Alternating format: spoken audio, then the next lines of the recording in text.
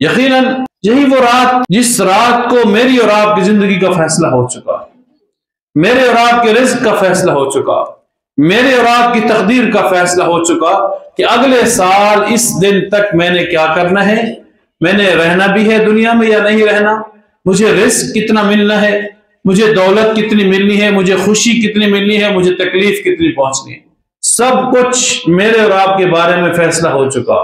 جب ایک والد اپنے نافرمان بیٹے کی ایک اچھائی پر اس کے تمام گناہوں کو، تمام غلطیوں کو، تمام نافرمانیوں کو معاف کر سکتا ہے، ایک ماں اپنی اولاد کو تمام تر نافرمانیوں کے باوجود ایک اچھا جملہ بولنے پر اس کے تمام غلطیوں سے چشم پوشی کر سکتی ہے، تو کیا رب غفور الرحیم ہماری ان گناہوں پر، ان ندامتوں پر، ان شرمندگیوں پر، ان تمام حسرتوں پر پردہ نہیں ڈال سکتا؟ وہ تو ہے ہی ستار العیوب، وہ تو اس کا کام یہی ہے عیبوں کو چھپانا۔ میرا اور آپ کا کام ہے عیبوں کو ظاہر کرنا۔ ہم اگر کسی کی تھوڑی سی برائی بھی دیکھ لیں تو اس کا جینا محال کر دیتے ہیں، اور تجھے میں فلاں جگہ پہ بے عزت کروں گا، تجھے میں فلاں جگہ پہ بے عزت کروں گا۔ ہوتی کیا ہے، اگر ہم اپنی گرمان میں جھانکیں کہ میرے اندر کتنی برائیاں ہیں، اگر یہ اس بندے کے سامنے ظاہر ہو جائے تو میں جینے کے لائق بھی رہوں گا یا نہیں؟ اب وہ فیصلہ ہو چکا۔ اب کیا فیصلہ ہے یہ میرا رب ہی جانتا ہے، یا رب کے وہ مخلوق جانتی ہے جنہوں نے اس فیصلے کو نقش کیا، تحریر کیا، مرتب کیا، اس مسودے کو تیار کیا۔ اب کرنا کیا ہے ہم نے؟ استغفار سب سے بڑا عمل ہے انسان کے اعمال کو بڑھانے کا۔ رسول اللہ صلی اللہ علیہ وسلم کا فرمان ہے کہ جس کے نام اعمال میں استغفار کی کثرت ہوگی وہ کبھی پچھتاوے میں نہیں رہے گا۔ اور کسی نے پوچھا یا رسول اللہ استغفار ہوتا کیا ہے؟ تو انہوں نے کہا بس یہ کہہ دو استغفر اللہ استغفر اللہ۔ ہم نماز کے بعد پڑھتے ہیں نا، اللہ اکبر ایک دفعہ پڑھتے ہیں اور 3 دفعہ استغفر اللہ پڑھتے ہیں، اور اس کی ترتیب کتنی زبردست ہے کہ پہلی مرتبہ استغفر اللہ اونچی آواز سے، دوسری مرتبہ استغفر اللہ تھوڑا سا کم، اور تیسری مرتبہ استغفر اللہ سب سے کم۔ اللہ اکبر کیوں پڑھتے ہیں؟ کہ ہم نے جو یہ عمل کیا ربا یہ میرا کمال نہیں ہے، میں اپنی میرے اندر بڑائی نہ آ جائے، تکبر نہ آ جائے، ریاکاری نہ آ جائے کہ میں نے نماز تہجد پڑھ لی، میں نے نماز فجر پڑھ لی، میں نے نماز جمعہ پڑھ لیا، میں نے عصر مغرب اور عشاء اور تراویح پڑھ لی، میں نے تو بہت بڑا کام کر لیا نیکی کا۔ نہیں، اللہ اکبر، یا اللہ تیری ذات بڑی ہے، تو نے مجھے توفیق عنایت فرمائی تبھی تو میں نے نماز کے لیے آیا۔ ایک تو یہ، اور پھر ساتھ استغفر اللہ پڑھتے ہیں کہ یا اللہ کما حق کو پتہ نہیں میں نماز پڑھ بھی سکا یا نہیں، جیسے تیرا حکم تھا میں وہ عبادت اسی انداز میں کر بھی سکا یا نہیں، اگر میں نہیں کر سکا استغفر اللہ، یا اللہ تو مجھے معاف کر دے۔ والذین یؤتون ما آتوا وقلوبهم وجلة انہم الی ربہم راجعون۔ صحابہ کرام جب بھی کوئی نیک عمل کرتے تھے وہ اپنے دل کے اندر ایک کیفیت ان کی پیدا ہو جاتی، یؤتون ما آتوا وقلوبهم وجلہ ایک کیفیت کا نام ہے، وہ پیدا ہو جاتی، ڈر اور خوف پیدا ہو جاتا۔ کس بات کا؟ کہ یہ کچھ جو میں نیکی کر رہا ہوں پتہ نہیں یہی نیکی اللہ کو منظور ہوگی بھی یا نہیں، یہ اللہ کے ہاں مقبول ہوگی بھی نہیں۔ وَقَلِيلٌ مِّنْ عِبَادِيَ الشَّكُورُ، جو لوگ اللہ کا شکر ادا کرنے والے ہیں وہ بہت قلیل ہیں، تھوڑے ہیں، کمزور ہیں، کم ہیں۔ وَبِالْأَسْحَارِ هُمْ يَسْتَغْفِرُونَ، یہ مومن کی صفت ہے کہ وہ سحری کے وقت بھی اللہ سے استغفار کرتے۔ اب سحری کا لفظ یہاں کیوں استعمال ہوا؟ یہ بھی کہہ سکتے تھے فجر کے وقت، یہ بھی کہہ سکتے ظہر کے وقت، جمعے کے وقت، عصر کے وقت، مغرب اور عشاء کے وقت، تراویح کے وقت۔ کیوں؟ وَبِالْأَسْحَارِ هُمْ يَسْتَغْفِرُونَ کا لفظ اس لیے استعمال ہوا، مفسرین فرماتے ہیں کہ وہ وقت ایسا ہوتا ہے جب اس کے سارے گھر والے سو رہے ہوتے ہیں، اس کے محلے والے سو رہے ہوتے ہیں، اس کے دوست یار بہن بھائی رشتہ دار سب سو رہے ہوتے ہیں، وہ گرم نرم ٹھنڈا گرم بستر چھوڑ کے اللہ کی بارگاہ میں سر بسجود ہوتا ہے، وہ اللہ کی عبادت کر رہا ہوتا ہے۔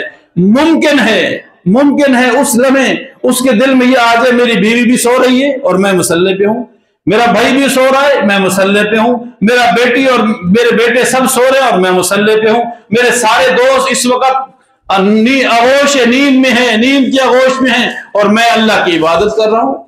ہو سکتا تھا نا، کیونکہ وہ اس مسجد میں، اس گھر میں، اس مصلی پہ، اس عمل میں وہ تنہا ہے۔ اب تو ہم سب ہیں، اب تو میرے اندر ریاکاری ہو ہی نہیں سکتی۔ اگر میں یہ سوچوں گا کہ میں نماز پڑھ رہا ہوں تو ساتھ یہ بھی آئے گا یہ بھی تو پڑھ رہے ہیں نا، میں نے کون سا کمال کر دیا، یہ بھی تو نماز پڑھ رہا ہے، یہ بھی تو جمعے کے اندر شریک ہے، तहज्जुद में मैं अकेला होता हूं, मेरे साथ कोई नहीं होता, उस वक्त भी अगर रियाकारी ना पैदा हो, तकब्बुर ना पैदा हो, और ये मोमिन की सिफत है, वबिल अस्हारी हुम यस्तगफिरून, उस वक्त भी अल्लाह से माफी मांगते रहें, रोते रहें, गिड़गिड़ाते रहें। अगर हमें इस महीने तहज्जुद की तौफीक मिली, और यकीनन मिली होगी क्योंकि मौके बहुत ज्यादा थे, तो अल्लाह का शुक्र भी अदा करें और इसमें भी इस्तिग़फ़ार करें, और तहज्जुद का एक मामूल बना लें। 2-4 रकात 4 मिनट लगते हैं इस पे, अगर हम अल्लाह के दरबार में गुजारेंगे तो सारी जिंदगी सुकून से गुजरेगी। और ये भी है, जिसको तहज्जुद की आदत लग जाती है ना, वो एक नशा है, उसके बगैर उसको चैन भी नहीं आता, उसको सुकून भी नहीं आता। वो तो कोई भी इबादत आप कर लें, आप नमाज पंजगाना का एहतमाम करें, इसकी आदत अपना लें, या आपको एक ऐसा नशा लग जाएगा कि नमाज के बगैर आपको सुकून नहीं आएगा। साबिर और शाकिर बंदा कभी परेशान नहीं होता, और अफसोस कि ये दोनों सिफतें मेरे और आपके अंदर नहीं है। ना हम सब्र करने वाले हैं, ना हम शुक्र करने वाले हैं। अमूमन पूछे जाते हैं आपके हालात कैसे हैं, बस यार गुजारा चल रहा है। ये नाशुक्री का जुमला है, गुजारा नहीं, अल्लाह का शुक्र है, मैं लाखों करोड़ों से बेहतर हूं। आप शुक्र क्यों नहीं करते? दुनिया के अंदर अपने से नीचे वाले को क्यों नहीं देखते? जिस हालत में अल्लाह ने मुझे रखा है, कितने लोग हैं जो इस हालत को अभी तक उसने पहुंचे ही नहीं, उसने ये हालत देखी ही नहीं। मेरी नजर ऊपर क्यों होती है? हमेशा दुनिया के अंदर अपने से नीचे को देखो, दीन के अंदर अपने से ऊपर को देखो। और हम क्या करते हैं दीन के अंदर, यार बस पढ़ लेता हूं, हफ्ते में एक आध नमाज पढ़ लेता हूं। नहीं, ये नहीं है मुसलमानी, ये मुसलमानी नहीं है, ये जज्बाती मुसलमान का काम है। बस हफ्ते में एक दिन आया मस्जिद में, उसके बाद भूल गया। ये इसमें अपने से ऊपर वाले को देखो, और दुनिया के अंदर अपने से नीचे वाले को देखो। और अब्बा तूने मुझे 2 वक्त का खाना मुयस्सर किया, कितने लोग हैं जो इससे हमेशा महरूम है और साल साल से महरूम है।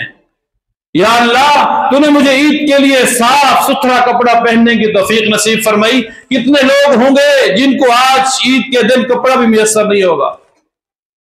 ये हम क्यों नहीं देखते? हजरत मुसअब बिन उमैर रजी अल्लाह तआला अन्हु बड़े जलील कदर सहाबी हैं और बड़े अमीर कबीर सहाबी थे। एक मरतबा फटे पुराने कपड़े के साथ हल्का सी चादर पहनी हुई और उसके ऊपर चमड़े के पेवंद लगे हुए। आज तो हम कपड़े के ऊपर टाकी लगाना का तस्वर भी नहीं कर सकते, सोच भी नहीं सकते कि मेरे कपड़े ऐसे फटे हुए होंगे, उसके ऊपर टाकियां लगी होंगी, तस्वर भी नहीं है। चमड़े के टुकड़े लगे हुए।